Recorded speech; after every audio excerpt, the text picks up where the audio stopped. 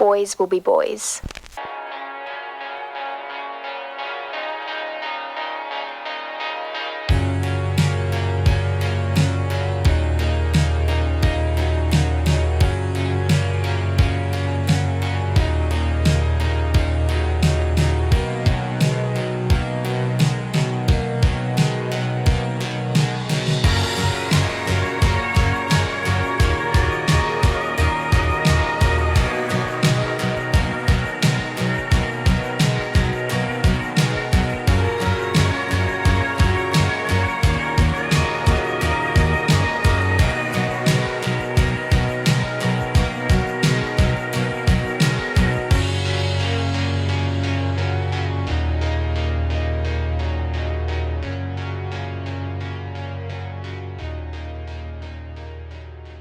Hi, my name's Grace. I'm a Children and Young People Coordinator at Equation.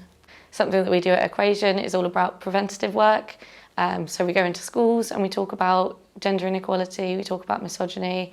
Misogyny is kind of defined as like hatred towards or aversion to or distrust of women, talking about things that might be considered kind of lower level things like sexist jokes, or it would include street harassment. It might be depictions of women in filming and in gaming, but it might also kind of lead up to those things more like kind of sexual violence and sexual assault. Misogyny is so common because we live in a culture that allows it to be, so I don't think that it's being challenged enough and it just kind of gets swept under the rug a lot of the time. In Nottinghamshire, there's loads of really positive steps that are already being made. So we're the first constabulary to make misogyny a hate crime. The rest of the country needs to follow suit in that, I think, and it needs to be made a hate crime everywhere. So from that kind of level, I think that's a really positive step, but nothing's going to change unless we're doing things at a social level as well. So it's stuff like, calling out your friends if they're saying something that's really inappropriate, like sexist jokes, sexist banter, and just like saying, actually, that's not okay. Like, I don't think that's funny, which I acknowledge can be like quite an awkward thing sometimes, particularly for like a group of lads to be like, actually, no, I'm not okay with that. But often if one person's going to take that first step, then other people will follow. My message to young men would be to kind of call out your friends if they are kind of joining in with these kind of sexist jokes or sexist banter, or even kind of that higher level if you know about them, being involved in any kind of sexual assault or anything like that. Absolutely call them out and report if you can. Also, just to educate yourself around things like this. So, find out about the statistics, listen to the women and the girls around you, listen to what they're saying. And lastly, just always believe a woman if she does tell you about something that's happened to her, because it's really hard for someone to disclose something like that. So if they do, just please believe them.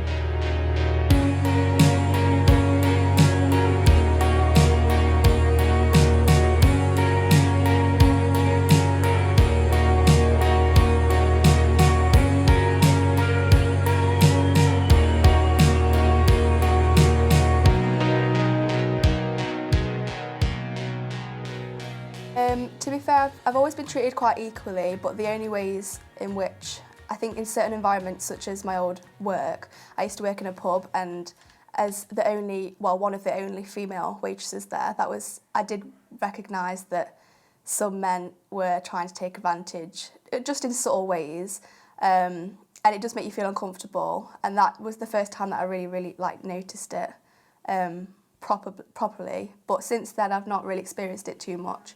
I think being a woman at the moment is quite empowering because we never used to have all these rights, so now it's quite liberating to have all those rights. And me personally, I feel like I have something to prove, not to other people, but to myself. And I think, especially in my dance career, that really motivates me.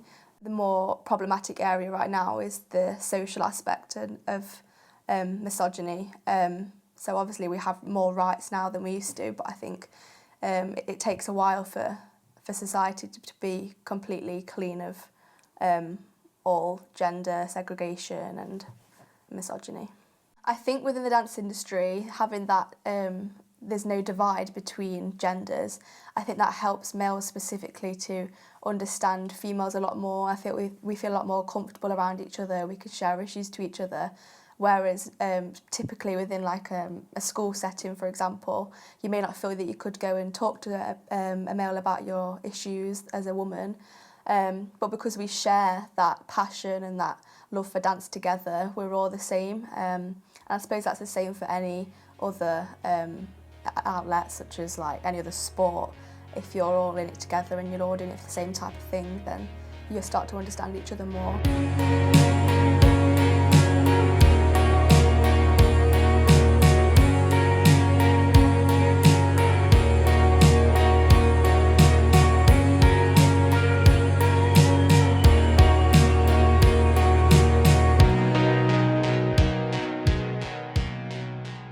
When I was younger, I'm talking probably in my teens, I had a boyfriend that was a little bit like that. I didn't actually realise he was like that until sort of like later on, but yeah, very controlling.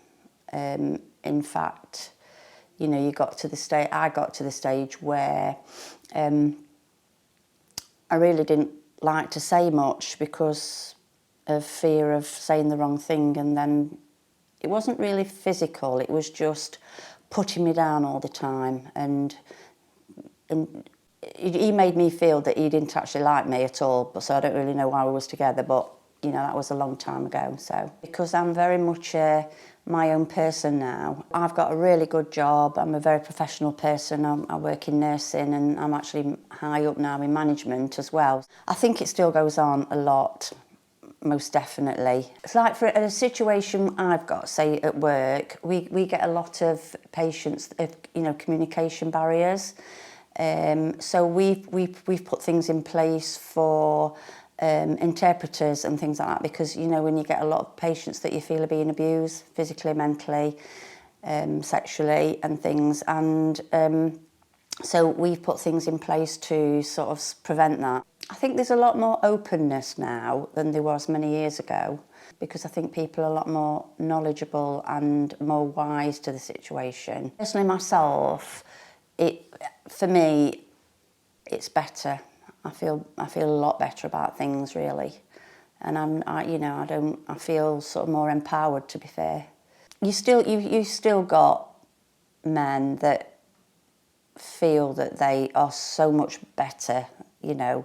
This stems from, I feel, how people have been brought up and what happened to them or what's happening in their life. So if my son probably just seen my husband, you know, sort of shouting at me every 5 minutes and, you know, being horrible to me, surely that's what he probably thinks that's normal, you know, and would try and carry on doing that. I think he's got to have a strong partner to, you know, say, come on, you know, this isn't right, you know, we need to work together, sort of thing. But I think it's all historical, and all what happened years ago, so, you know, just carries on. But that will always carry on if we don't stop it, if we don't, like now, if we don't try and stop this from happening, you know, for my grandchildren. And just times have just changed so much. Like women years ago used to, you know, they'd just like leave school, go and work in a factory or whatever, nothing wrong with that at all, and then meet someone, get married, have children, and then they'd have no money, and they used to have to ask them husbands for money, didn't they, to go,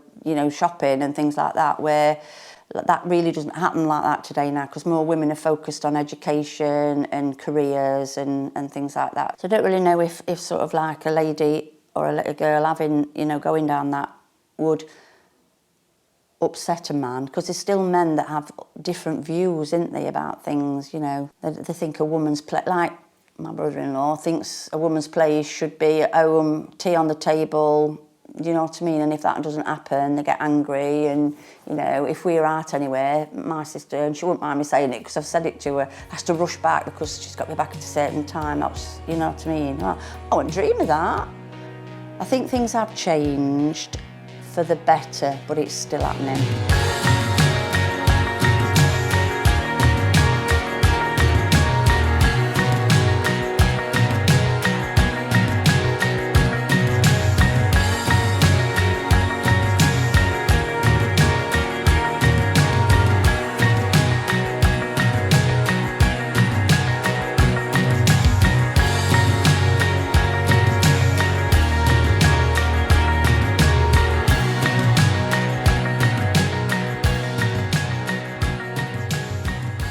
the narrative.